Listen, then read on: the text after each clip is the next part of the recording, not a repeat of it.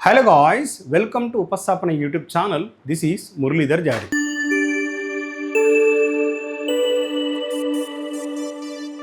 మనం ఇప్పుడు ప్రస్తుతం SCCLకి సంబంధించిన electrician ITI electrician category 1 notification యాక్టివ్లో ఉంది.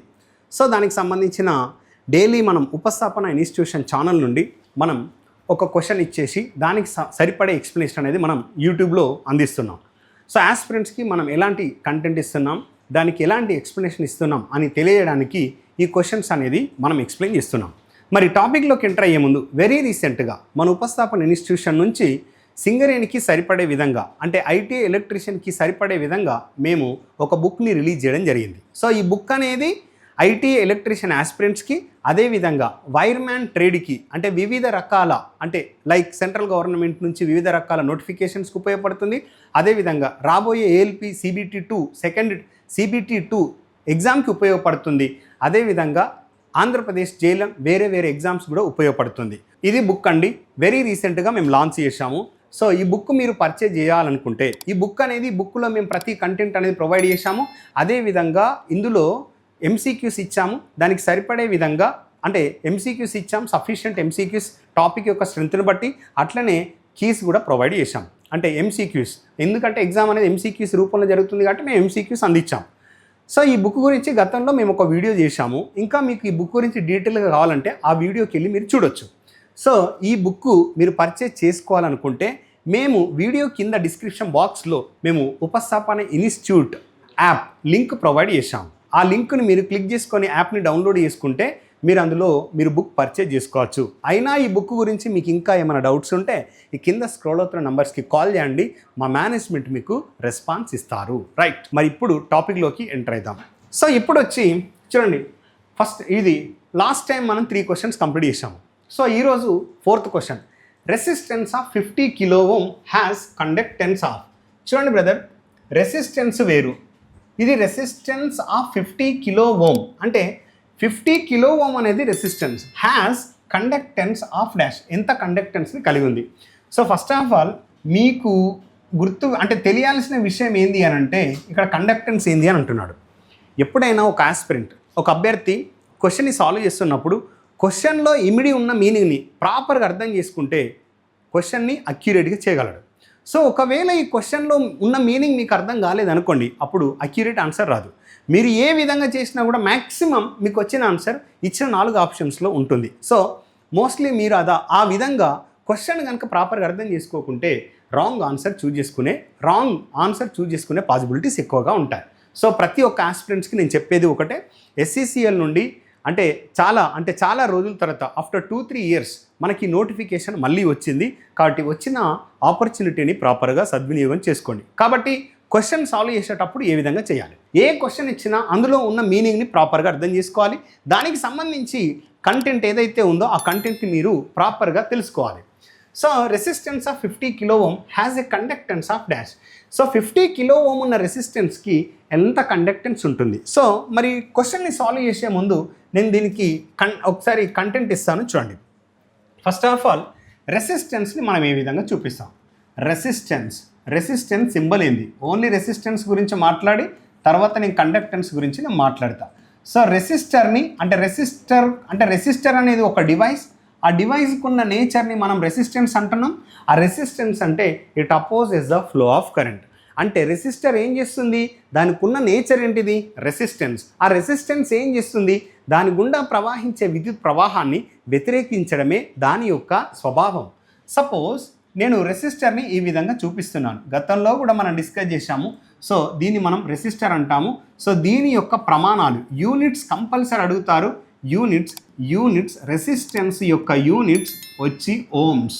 ఏంటండి ఓమ్స్. దీన్ని ఏ సింబాలిక్గా ఏ విధంగా రిప్రజెంట్ చేస్తామంటే ఇది ఓమ్ సింబల్. ఇది ఏంటిది సింబల్, రెసిస్టర్ యొక్క సింబల్.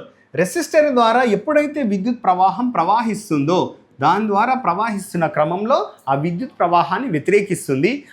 దాన్నే మనం రెసిస్టెన్స్ అంటాం. ఆ రెసిస్టెన్స్ ఎవరికి కలిగి ఉంటుంది అంటే రెసిస్టర్కి కలిగి ఉన్న నేచర్ని రెసిస్టెన్స్ అని పిలువబడుతుంది. So direct question. So design formula గురించి నేను మాట్లాడడం లేదు, లాస్ట్ సెషన్లో నేను డిస్కస్ చేశాను. మరి కండక్టెన్స్ గురించి మాట్లాడదాం. సో కండక్టెన్స్ అంటే ఏంటిది, కండక్టెన్స్ని మనం జీతోని చూపిస్తాం. బ్రదర్, కొన్నిసార్లు మనం ఏ లెటర్తోని రిప్రజెంట్ చేస్తాము, ఏ లెటర్తోని చూపిస్తాము అని క్వశ్చన్ అడిగే ఛాన్స్ ఉంటుంది. రెసిస్టర్ని దేంతో చూపిస్తావు, కండక్టర్ని దేంతో చూపిస్తాం, కండక్టెన్స్ని దేంతో చూపిస్తాం, ఇలాంటి క్వశ్చన్స్ అపియర్ అవుతాయి. చూడండి, కండక్టెన్స్ అంటే ఏంటిది? కండక్ట్ చేయడం అంటే ఏంటిది? ఒక మెటీరియల్ ద్వారా విద్యుత్ ప్రవాహింప చేస్తున్నప్పుడు దాని ద్వారా అనుమతించే స్వభావాన్ని, ఆ మెటీరియల్ ద్వారా విద్యుత్ ప్రవాహాన్ని అనుమతించే స్వభావాన్ని మనం ఏమంటున్నాం? కండక్టెన్స్. అంటే ఒక ఎలిమెంట్ లేదంటే ఒక మెటీరియల్ ద్వారా విద్యుత్ ప్రవాహాన్ని అనుమతించే స్వభావాన్ని కండక్టెన్స్ అంటే, ఒక మెటీరియల్ ద్వారా విద్యుత్ ప్రవాహాన్ని వ్యతిరేకించే స్వభావాన్ని రెసిస్టెన్స్ అని చెప్పాము. అంటే ఇవి రెండు ఒకదానికొకటి వ్యతిరేకంగా ఉన్నాయా లేదా? అంటే వ్యతిరేకంగా ఉన్నాయి అని అంటే మనం conductance is nothing but reciprocal of resistance అనొచ్చా లేదా?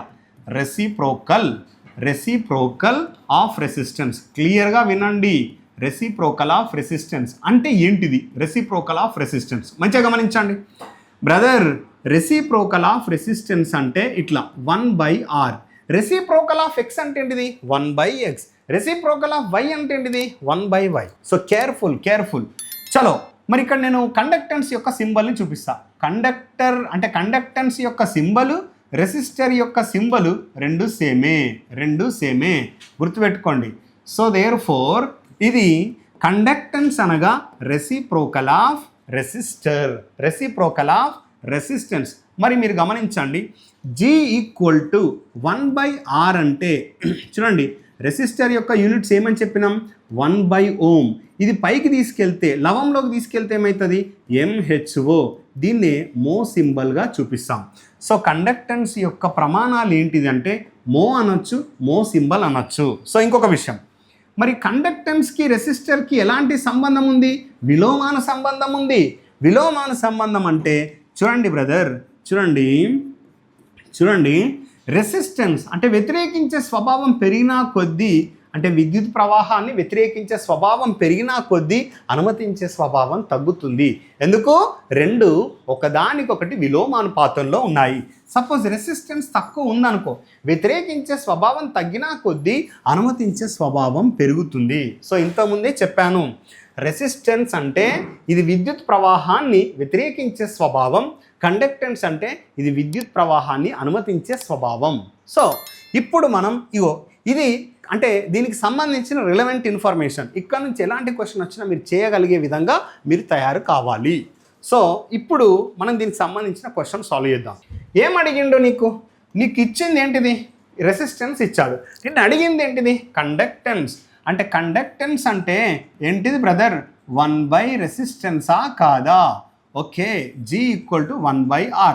R విలువ ఎంత ఇచ్చాడండి? 50 కిలో. చలో ఒక పని చేయండి, ఎప్పుడైనా గుర్తుపెట్టుకోండి, 1/కిలో అంటే 1/కిలో అంటే ఎంత? 1000 కాదా? 1000ని మనం ఏ విధంగా రాయొచ్చు? 10⁻+3 కాదా? మనం దీన్ని 11లో తీసుకెళ్తే 10⁻−3. ఇలా చిన్న విలువలు కూడా మనం చెయ్యాలి. ఇలా చిన్న విలువలు మనం చేసినప్పుడు మనకు అక్యురేట్ ఆన్సర్ వస్తుంది. సో దేర్ ఫోర్ కిలోని నువ్వు 10⁻+3గా రాసినావు, ఓకేనా? అంటే మిల్లీని నువ్వు ఏ విధంగా రాయగలుగుతావు? 10⁻−3. అంటే 10⁻−3 నువ్వు ఏ విధంగా రాస్తావు? మిల్లీగా రాయాలి. సో ఎందుకు అనంటే ఇలా పరిమాణాలని విలువల రూపంలో కాకుండా స్టాండర్డ్ రూపంలో ఇస్తాడు, మిల్లీ, కిలో. సో వీటి గురించి మీకు అవేర్నెస్ ఉండాలి. ఎగ్జాంపుల్, సపోజ్ నాకు ఇప్పుడు 1/x⁻² ఉంది. నేను లవంలో తీసుకెళ్తే ఏమొస్తుంది? x⁻−2. నేను అదేగా చేసింది. 1/10⁻+3 ఉంది కదా, లవంలో తీసుకెళ్తే, న్యూమరేటర్లో తీసుకెళ్తే ఏమైంది? 10⁻−3. సో నీకు ఇచ్చిన ఆన్సర్స్లో మిల్లీ ఉంది, ఓకే. కిలో అయితే కాదండి, ఎగ్జాక్ట్లీ కిలో కాదు, ఆప్షన్ డి ఈజ్ గయా. సో మిగిలినవి మనం చెక్ చేసుకోవచ్చు. ఇక్కడ చూడండి, ఇప్పుడు నేను మిల్లీ తీసుకుంటా, తర్వాత కూడా చెక్ చేసుకుంటా. నాకు ఈజీగా క్యాన్సల్ అవ్వడానికి నేను చూసుకుంటున్నా. 1/కిలో అలాగే ఉంచండి. ఇక్కడ ఒక 0. క్వశ్చన్ సాల్వ్ చేయడం చాలా ఈజీ. ఇక్కడ ఒక 0, ఇక్కడ ఒక 0, కానీ నీకు అక్యురేట్ ఆన్సర్ రావడం ఇంపార్టెంట్. సో నేను ఇక్కడ 10తోని మల్టిప్లై చేసిన, ఇక్కడ కూడా 10తోని మల్టిప్లై చేశాను. అంటే పైన 10తోని మల్టిప్లై చేశాను, కింద 10తోని మల్టిప్లై చేశాను, ఎలాంటి చేంజ్ లేదు. సో ఇప్పుడు నేనేమొచ్చు 5 రెంట్ల 10, 5 2s are 10, అంటే 2/2 సున్నాలు ఉన్నాయి కదా, ఇంటూ 1 కిలో. మంచిగా గమనించండి, 2/2 సున్నాలు ఉన్నాయంటే నేను దీన్ని అంటే ఫ్రాక్షన్ రూపంలో రాయాలి అని అంటే పాయింట్ తర్వాత 2 అంకెలు ఉండాలి. అంటే ఇట్లా రాయొచ్చా, 0.02 రాయొచ్చా లేదా? సో 2 సున్నాలు ఉన్నాయి, 100 ఉంది కదా, కాబట్టి నాకు పాయింట్ తర్వాత 2 అంకెలు రావాలి. ఇదొకటి ఇదొకటి. ఇక్కడ 1 కిలో నువ్వేం రాయొచ్చు, మిల్లీ అని రాయొచ్చా లేదా? Therefore conductance equal to 0.02 milli. నేనేమన్నాను, యూనిట్స్ సీమెన్స్. ఒకసారి రండి, ఇక్కడ సీమెన్స్ అంటే ఏంటిది, కండక్టెన్స్ గురించి మాట్లాడుతుంది. సో దీని యొక్క ప్రమాణాలు ఎస్. సీమెన్స్ మో అయినా అనొచ్చు, మో సింబల్ అయినా ఇవ్వచ్చు, సి అయినా ఎస్ అయినా ఇవ్వచ్చు. ఎస్ అంటే ఏంటి బ్రదర్, సీమెన్స్. కేర్ఫుల్ సీమెన్స్. సో ఇలాంటి క్వశ్చన్స్ అపియర్ అవుతున్నాయి. సో దీనికి suitable option G = 0.02 millisecond. 0.02 millisecond. Option C అనేది కరెక్ట్ ఆన్సర్.